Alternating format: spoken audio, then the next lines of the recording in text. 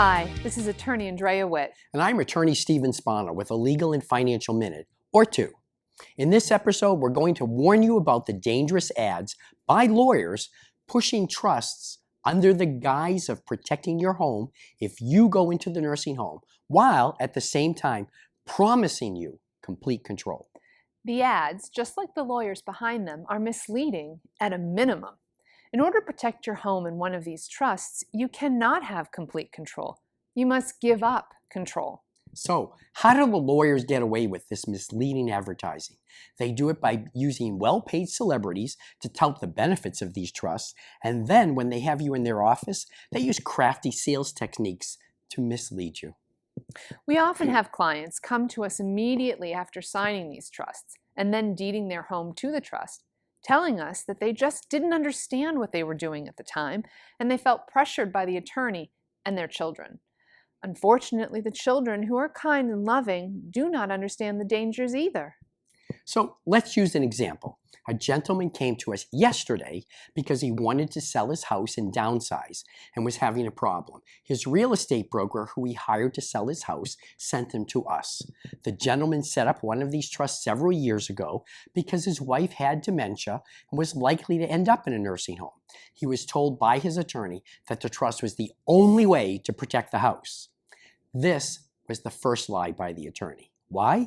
Because when spouses jointly own their own primary residence and one of them goes into the nursing home, the home is 100% protected by law for the person living in the home.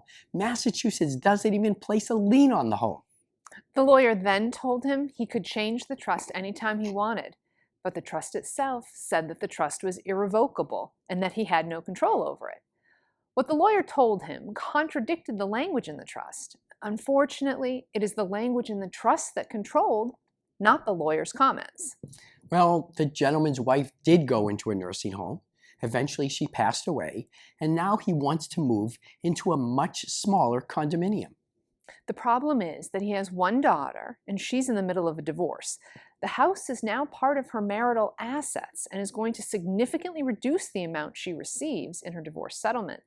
In addition, he can no longer sell the house and use the funds to purchase a condominium.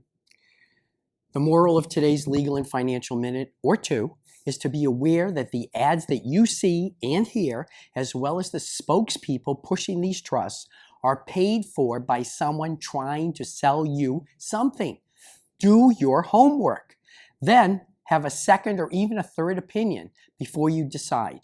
Do not lose your life savings to these fraudsters. Remember, all lawyers and law firms are not the same. Seek out an expert law firm to protect you and your family. We hope this legal and financial minute or two has helped you and those you love to protect your health, your assets, your income, and preserve your way of life. If you have something you would like us to address in one of our segments, or have any other questions on this or another legal or financial topic, feel free to call or text Spano and DeWicki at 781-231-7800 or email us at help@spanodewicki.com.